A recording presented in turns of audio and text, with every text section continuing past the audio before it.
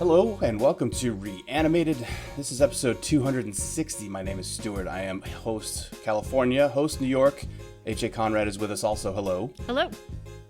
Greetings and welcome. We are doing a different... We keep changing tacks on you guys, and I feel bad because we had talked about doing a review of... what's the name of the book? Zombies something?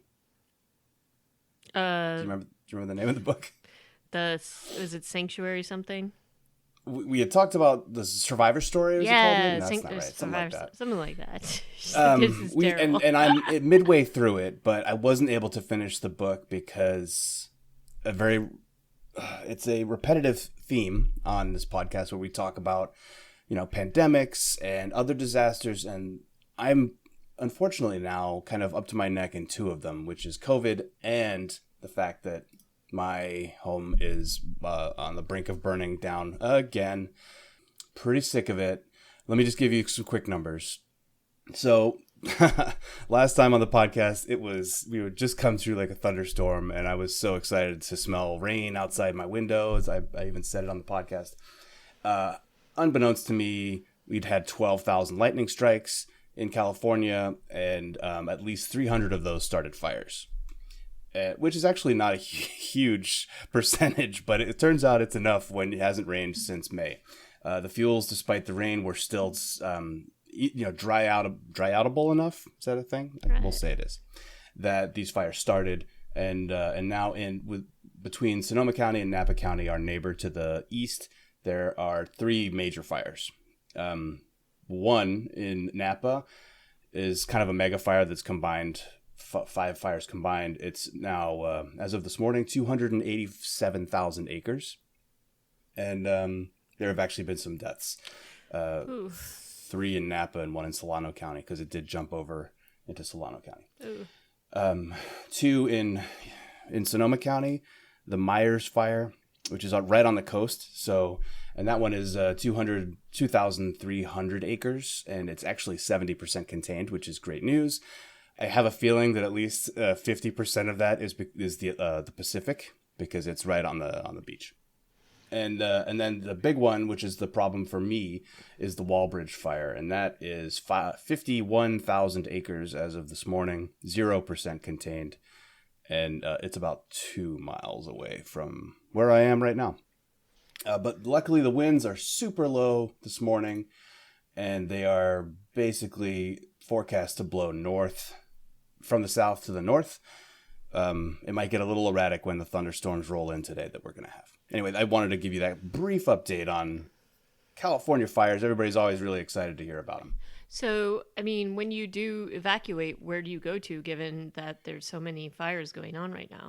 That's a good question. So my family went up to Redding in Shasta County, where there aren't any fires this year, but there have been in years past. But I think they're going to head back down to the Bay Area, because one of the things about North California is, they don't really love masks up there. Oh, so that's fun. been it's just hard. With 2 pandemics or 2 disasters, this is the kind of thing you end up bouncing off of one into another or something. So they're going to come back down to the Bay Area, where the air quality won't be good, but at least people are very observant about COVID stuff. So, some people have gone down to Marin. There are also fires in Marin. That's been the biggest problem with this fire is resources are extremely spread thin because, 300 fires at once. That's a lot to manage. Yeah. Crazy. COVID-wise, we've also had one of the worst 2-week periods in Sonoma County. It's still peanuts compared with places like New York, but I think there have been something like 30 deaths and hundreds of new cases, mostly in senior nursing facilities and, unfortunately, congregate living. Well, New York is still now, it's at such a low that, I think that's why they're even considering opening the schools again. But I think there's a lot of concern for a variety of reasons. One is that, the asymptomatic nature of this and the fact that so many people have been in different parts of the country waiting this out, especially when New York was a hotspot, that then you'd have all these people coming back in and then, coming together. I know that NYU University and law school is doing somewhat of a hybrid plan. So they have this whole thing where the students are supposed to be quarantining for 14 days. And it was like, there was actually an article in the New York Times talking about this because apparently the university is supposed to be providing like meals to the students while they quarantine in their dorms for whatever that set amount of time. And apparently the meals have been really, really bad. So they've like been documenting it on, the students have been documented on Instagram and such. But the weird part of this, and this is, I noticed something in this article where they were talking about it. So this one kid who's supposed to be quarantining, his mom moved him in and took him out to dinner that night. I'm like, well, that's not actually quarantining. So, and then, he starts his quarantine and I'm like, no, you can't. That's not the point of a quarantine, I've heard other people express this, and it's kind of like that scene in Trainspotting where Ewan McGregor's character is like, he gets all the stuff he needs to get clean, and then he boards up his door, and then at the end of the scene, he breaks down his door to go out and get one last fix before he actually goes cold turkey. Yeah. And it feels very similar. And, Bill and I, we took a respite. We went away to, relatives who have also been very careful. But we knew that there would be a certain amount of risk involved. We all wore masks. We all were very careful.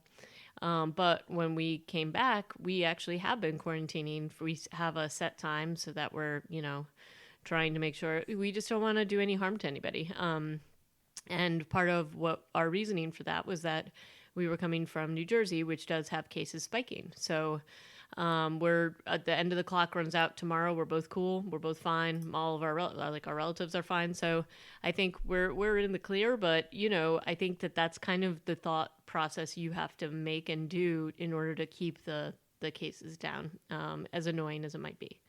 Yeah. So it's just one of those things. And then I did see that at least two schools, Michigan State and Notre Dame, both had originally said, hey, everybody's coming back to campus, and they have now reversed that, and all the students are going to be learning remote. I think they're allowing certain students to stay who don't really actually have other places to go, but everything's going to be online. And part of why this happened is that the students were just throwing parties and going crazy. And same thing's happening at USC and any university that is having any kind of in-person piece of their learning process. This is the case. So basically I'm saying I don't think NYU's hybrid plan is probably going to work, especially when you're bringing people in from all these different parts of the country. It's just not, I just don't see it working on any level. So, So we'll see what happens there. And I mean, I'm still hoping that if there is a spike, they catch it, and they're able to, do the contact tracing.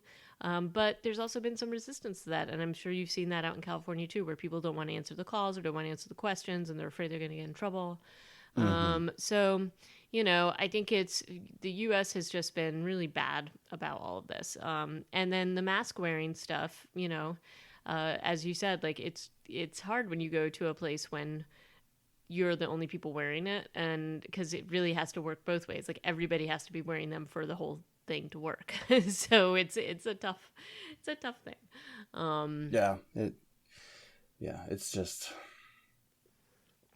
It is. And I can't wait till we get a vaccine. Me too. Really can't wait. Me too.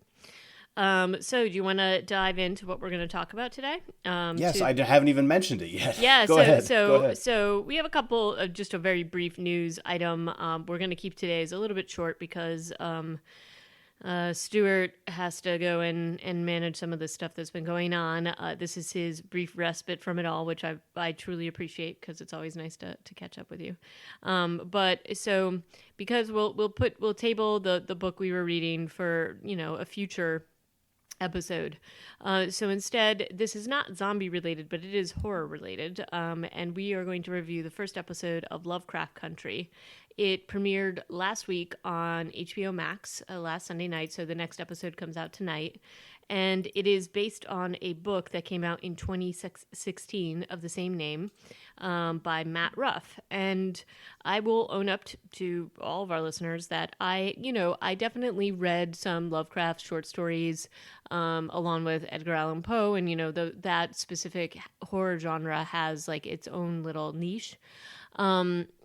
But I can't say that I recall any of those stories in great detail, other than, I mean, I think everybody knows about Cthulhu, or Cthulhu, however you say it, and that and that kind of thing. I mean, there's lots of memes about it and all of that, and it's definitely, I mean, Lovecraft holds an extraordinarily important place in the horror fiction genre. His work has influenced authors like Stephen King, amongst others, George R. R. Martin, and so there is that part of it. I personally did not know this. I did not know that he was a racist and an was anti-Semitic, and actually had like a lot of correspondence to this effect. And in fact, his stories themes were often dealing with the other and how scary that was. And he was anti-immigration. He thought the Jim Crow laws were pretty cool and were a good thing. So there has been, and again, I was unaware of this, there's been just an enormous amount of controversy in the sci-fi community, because you have a lot of people, it's like, these are like sort of the basis of a lot of horror genre fiction. And you have a fan base, and it's a fan base that, he hated, and he talked about a lot of like, horrible things. So it's sort of like coming to terms with that. And so the reason why Matt Ruff wrote this book was because he had read and there was an essay that I want to make sure I get this right.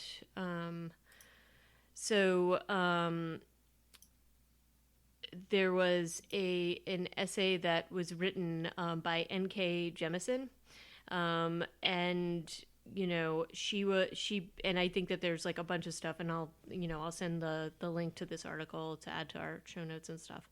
But basically, she is a 3-time winner of the Hugo Award for science fiction, and she talked a lot about this, and just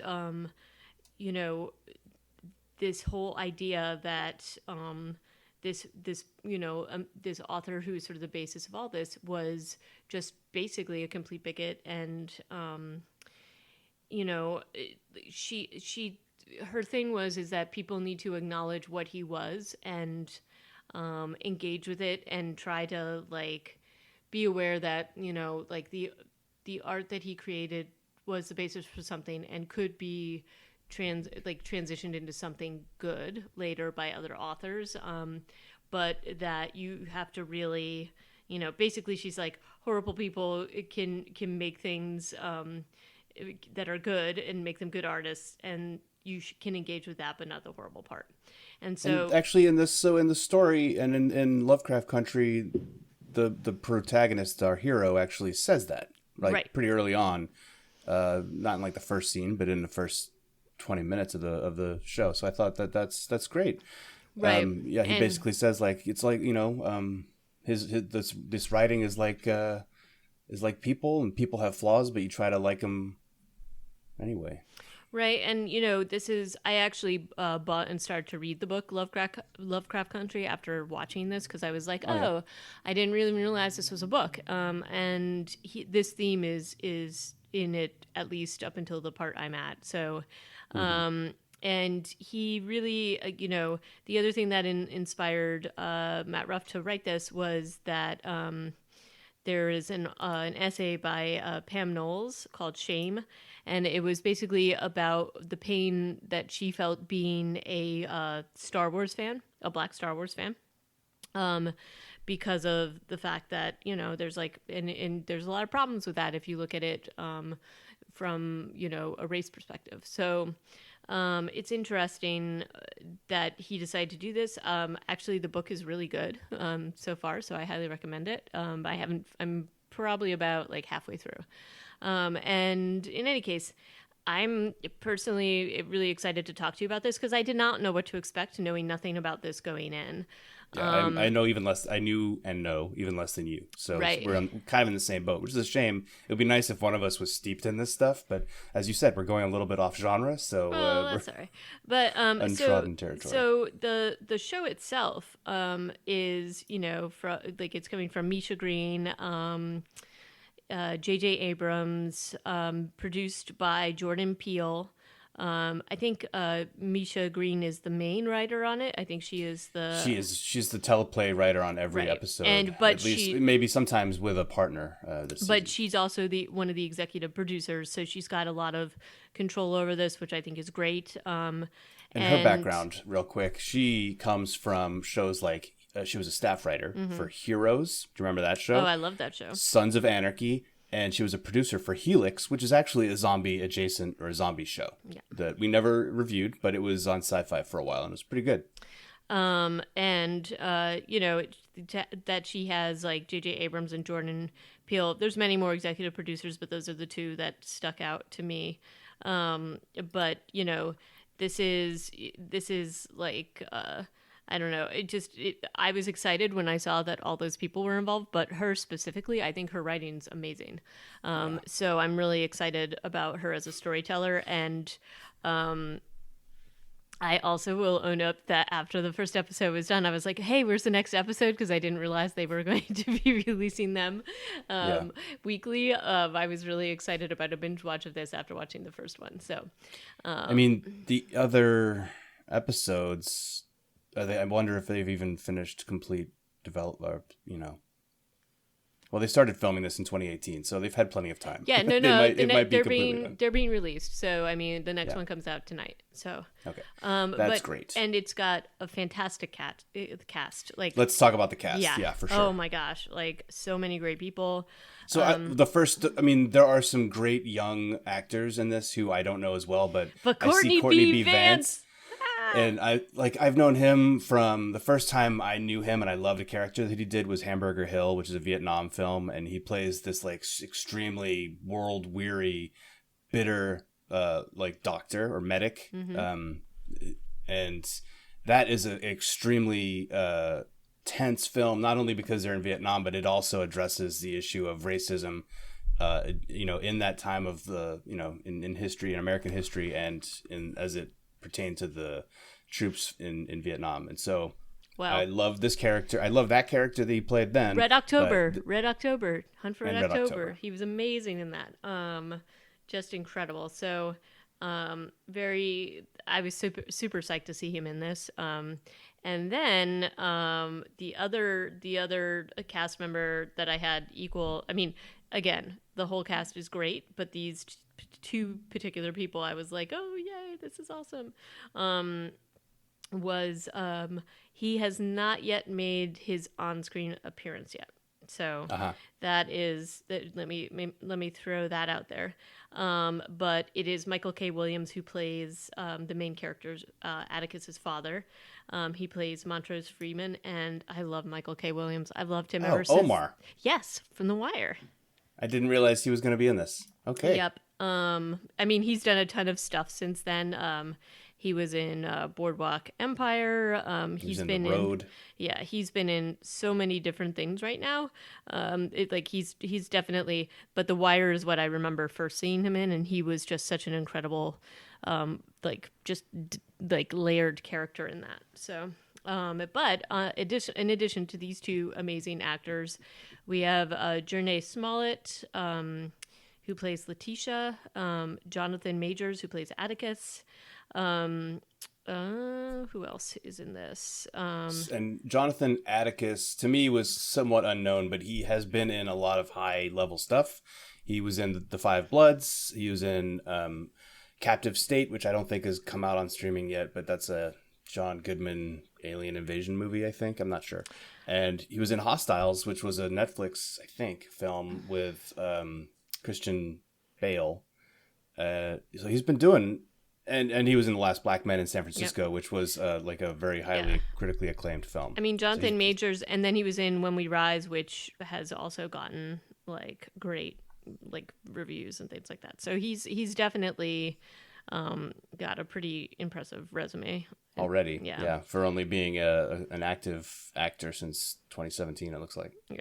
So and Journey Smollett is related to Justin Smollett. Apparently she has like 7 brothers. And she's been in a whole bunch of stuff too. Yep. She was Black Canary in Birds of Prey, was she?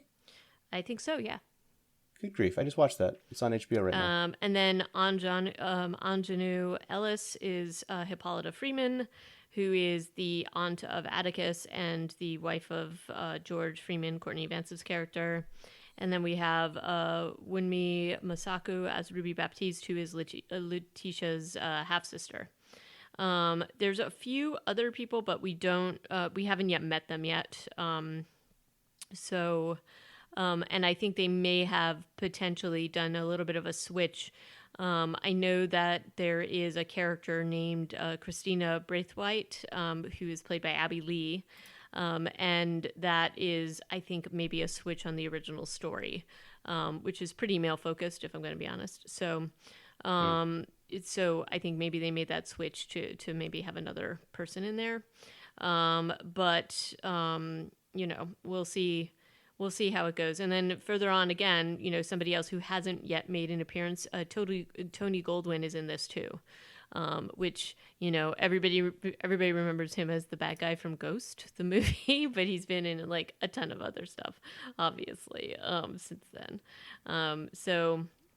Anyway, amazing cast, amazing creative team surrounding this. And I am, so let's get down to it and talk about it.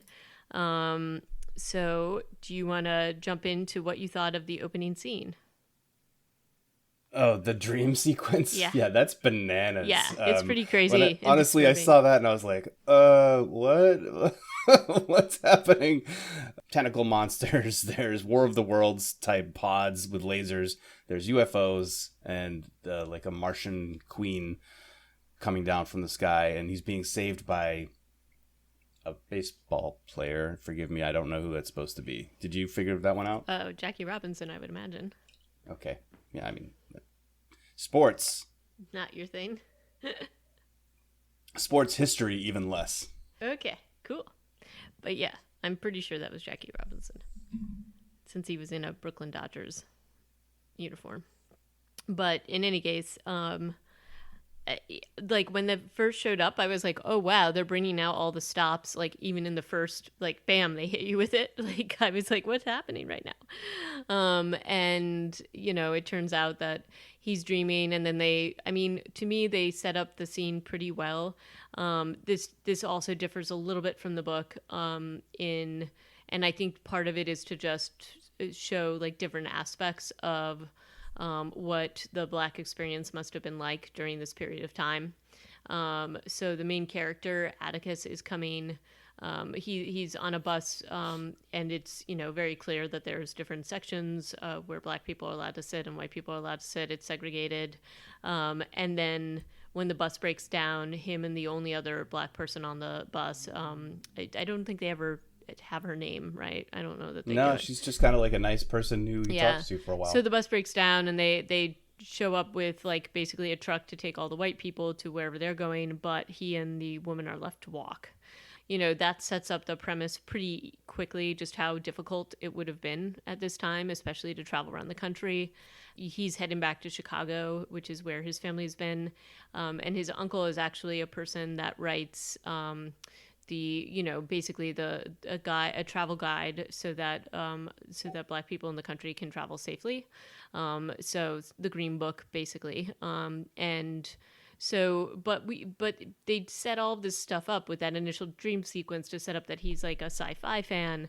He's talking about John Carter, and really right off the bat, because the woman who's on the bus with him is asking him about it, and he explains that the main character is an ex-Confederate that ends up on this planet, and she's just like, well, you can't really be like you can't put an X in front of Confederate or Nazi or whatever.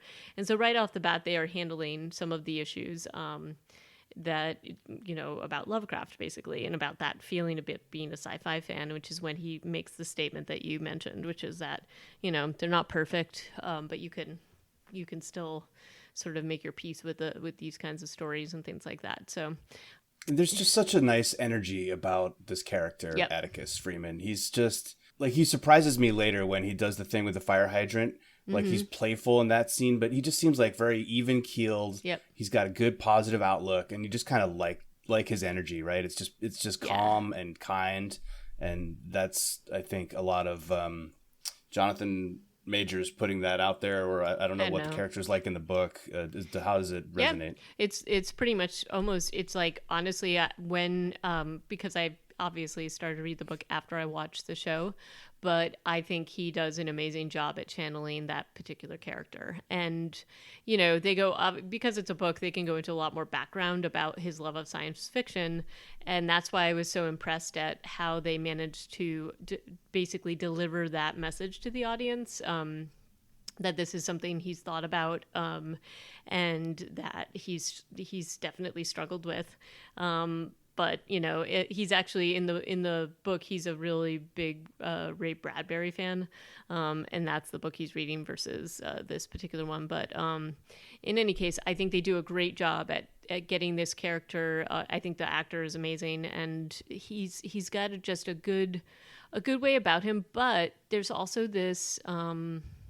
Look, there's this sadness and frustration and struggle, because he served the country. He's a veteran. He is coming back, and it's still like a struggle, even though he served his country. And then you see how his family is living, and the people in the neighborhood are living.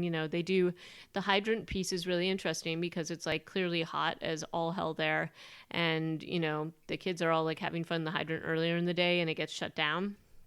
And then later he's just like, what, I'm just gonna do this. And it is a fun, and I will say, just what a beautiful show this is.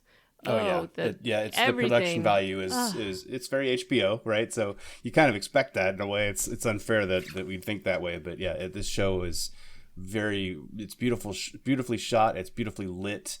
The sets feel super authentic. The vehicles are the real deal. These are 1950s, American cruisers, or not the sort of cars you would drive across the country in, as opposed to muscle cars, but it's beautiful, and a lot of the scenery is really beautiful too. Costuming, lighting, but the shots, the scene with the fire hydrant with the water and everybody dancing in the water, the lighting is just absolutely incredible. And you can't talk about this show without talking about the music also. You've got these amazing tracks from like B.B. King, Nina Simone, and then Tierra Whack also, actually in one of the scenes in Chicago. Tierra Whack, who's a contemporary rapper, has a track in here which can feel a little bit jarring, but I love her music so much that it doesn't like tear me out of the time period. It's also, I don't know, like I'm loving the soundtrack and the visuals and the story. So not to like go too meta too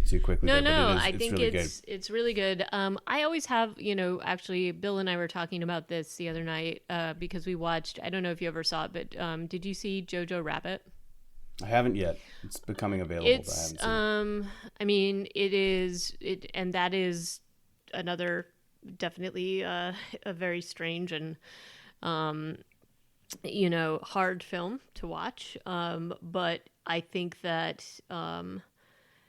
it is, they do the same thing in which they're using sort of music that isn't necessarily a piece of the part of that time, and they're putting it in there for effect, to some other, for some other effect. So, and this is actually, that is directed by Taika Waititi, and generally he's always very concerned about the soundtracks and what that is evoking. So I kind of feel the same way with this. And in fact, this is a soundtrack I would love to have.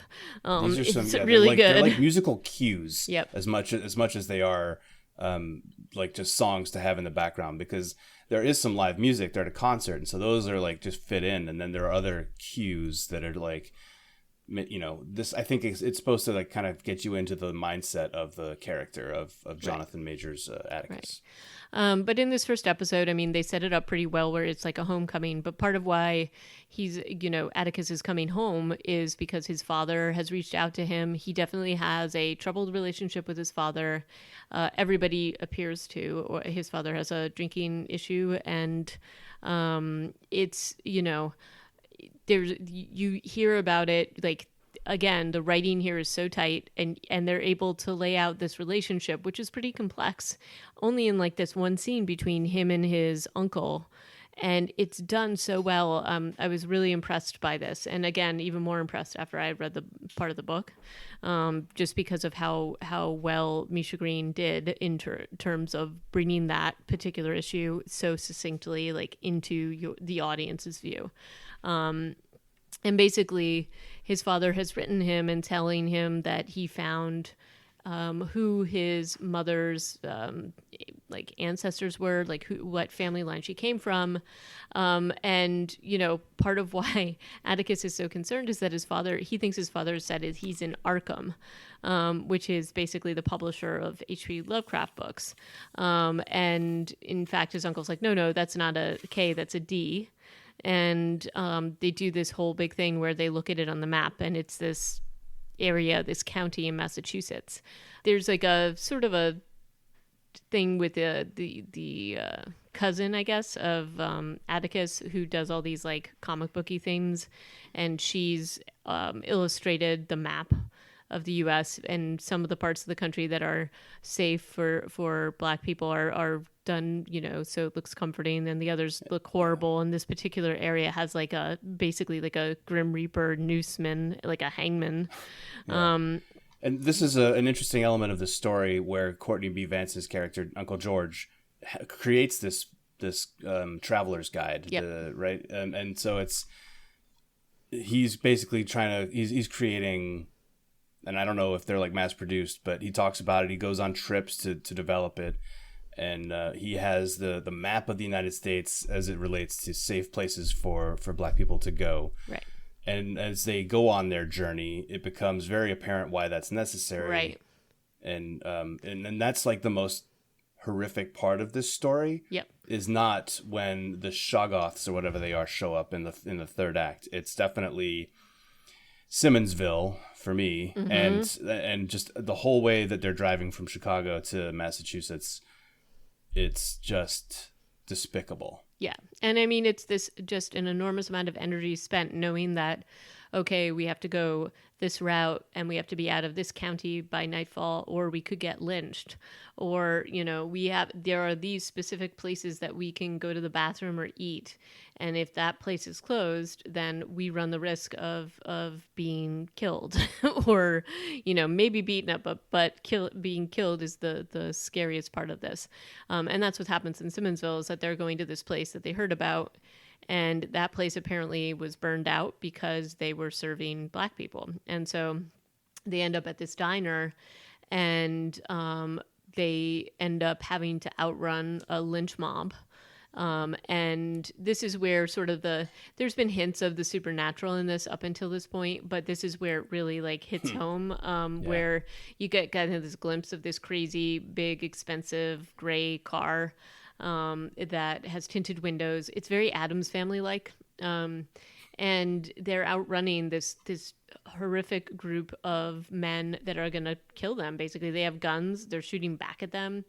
And this car, like, they manage to get ahead of it, and it intervenes. And there's this like weird moment where there's almost like a force field around the gray car, and all the men in that lynching mobile basically die. And they get away. And so there's that piece of it. The one thing I will say that didn't resonate with me, and maybe it's because I grew up in New England, I spent a lot of time in Massachusetts, is that when they do end up in Massachusetts, it doesn't feel like Massachusetts to me. It doesn't feel like New England to me. So what does it feel like? I don't know where they filmed this, but it feels much more like South to me, and that might be intentional. Yeah. But it doesn't have a Stephen King New England feel to me. What would it take to feel more New England-y to you? It's something about the way that the towns are set up, like on their way here. And I don't know where Well, Simmonsville. those are in Midwest, right? That's in the Those Midwest are definitely chapter. Midwest, but there isn't a ton of delineation between when they're there and then when they get to Ardham County. Well, Devon or County. Devon when, County, when you sorry. get when you get to that county, they're basically just in the woods. And as far as we've seen on the show, they haven't actually found any civilization yet until the very last scene of the show. And then the other piece is the sheriffs don't really have any kind of a distinctive Massachusetts accent, which I guess doesn't necessarily mean that they have to have them, but that to me would be able to set up that particular, to make sure that you know that this is a different area, and I didn't necessarily feel that. Yeah, and it's also the vegetation and things like that. Like if you grew up in New England, you'd know New England, and but maybe they weren't able to film there. I don't know. I will have to see where they did it. But that was sort of my impression, is that I didn't feel the sort of transition into New England. They end up in this horrible situation where, unfortunately, it's still there, it's still familiar, but they stop, to take a break. And while they're taking a break, these cops drive up behind their car, and basically the law enforcement of this area get out and start harassing them. And it's, unfortunately, it's something that's way too familiar to us right now, and has been the same thing. So this is supposed to be set just after, it's like by the Korean War. So it's definitely echoing things that we're seeing today. And the fact that they did this in 2018 tells me, it's kind of sad that we're still talking about it, but at least we're talking about it more. But the whole scenario where basically these three people, because they're black, are basically being harassed by these cops, and beyond harassed, like hunted. Yeah, hunted basically. And they end up in almost a similar situation where they're supposed to get out of this county by sundown. But that just turns out to be a trap. Correct. And it's like there's this really, but again, I feel like this was done so well. Like it sets it up so well where you're really excited because they managed to get across the county line just as the sun's going down. And then they like drive right up into basically a trap, of roadblock of more cops. And, that is probably scarier. And I think it sets up this precedent. That is scarier than any kind of supernatural creature. Although I will tell you, the ones and this that is they where come I feel the Jordan Peele, definitely. in this element of the story more. Yeah. So they end up, being marched through the woods by these cops. And they've been hearing things in the woods, and when the monsters make their appearance, they are freakish, dude. I was like, and effects. Oh, good, so good. Yeah, these cops get torn to pieces, which is great. It's a stand up and cheer kind of moment where the racist police get eaten by monsters with eyeballs all over them, and that make little chirpy, warbly sounds. It's kind of fantastic. They end up in a cabin in the woods, as one will. Yep. With the bad sheriff who even had an NAACP file on when they went to Letitia's brother or uncle's house or dad's house. I'm not sure who Marvin was. Her brother. They like were looking at his file because they're like, all right, you need to know where you're going and check this out. I thought that was kind of an interesting moment. Yep. And that guy is he plays a great villain. He feels too real. Don't love it. But he has his comeuppance, and so that's good. And I love that Courtney B. Vance's Uncle George the whole time is just like spot on with his analysis of what's going on. Yep. As shit's going on, he's like, you ever seen what happens when a vampire gets bitten or what, whatever? You ever met a vampire before? And I think they might be scared of light and see what's happening here. And he's just like, he's just in the background, just calling basically it out. saying, that's one of the great things about Uncle George is he's just basically, he knows what's happening. Yeah, totally. And again, I would like to say, like, look, the cinematography here, the edits, the cuts are, and the effects are so good. Really just they keep the action going. It's terrifying. It's claustrophobic in this cabin, and they're locked in there with these two guys who are worse than the monsters, maybe trying to eat them. So there's that part, and then because they were like, okay, we're gonna light might scare these things away, and they make the cops make Letitia run to the car. Her run through the woods and like how they track that with the camera is so good. Like the overhead shot, and it's really just art. I love the way that this show is put together. And so, she manages to get the car, and then it's just sort of like nonstop action. And it's so fast. And, I thought that I really enjoyed how this whole sequence of events went.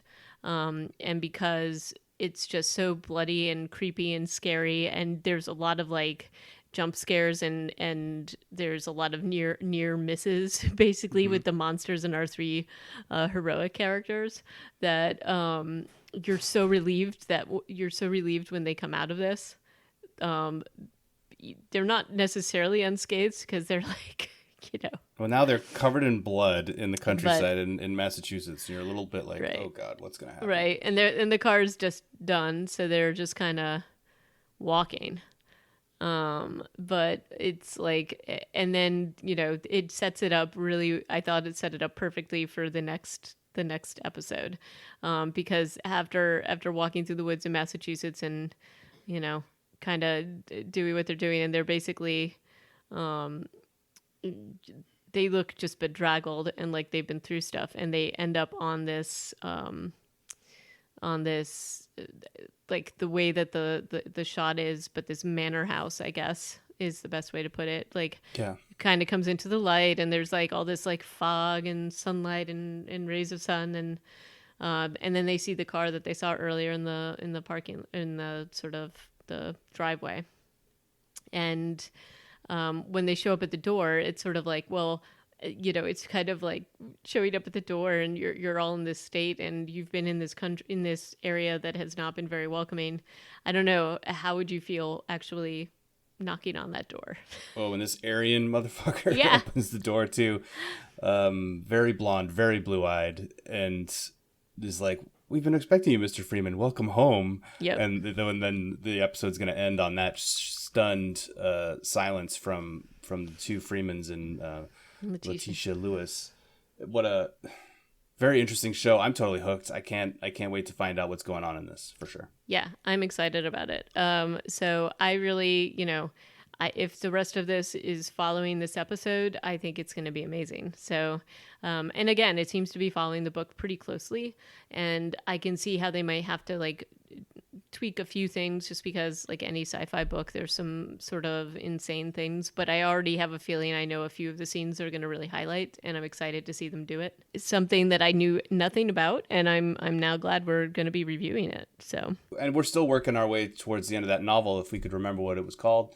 I'm like 33% of the way there, and it's really good.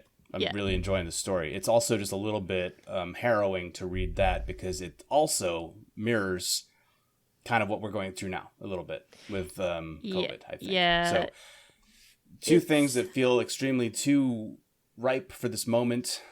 This is how we're getting to October and The Walking Dead, you guys. So. Yeah, but you know what? This is a nice little... Totally. This is a nice little distraction.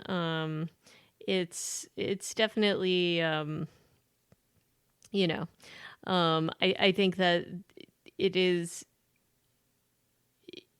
given all the discussions and all the events that have been happening this year, I think it's a well-timed series, this particular show. So I'm excited. Yeah. We're going to get to talk about it. So yeah. So I think that's about all we have to say for the first episode, called Sundown, appropriately, of Lovecraft Country. And we'll be back with another episode next time. And so hit us up on email. You can send us an email if you've been watching this show. Let us know your thoughts at reanimatedpodcast@gmail.com. And we're on Twitter at reanimatedpcast. And you can read our show notes at reanimatedpodcast.com. Cool. And Yeah, until next time, let us know what you're thinking about this show. I hope you love it as much as us. And stay safe out there, Stuart. Yeah. Thanks, HA. And you too. All right. Ciao. Bye.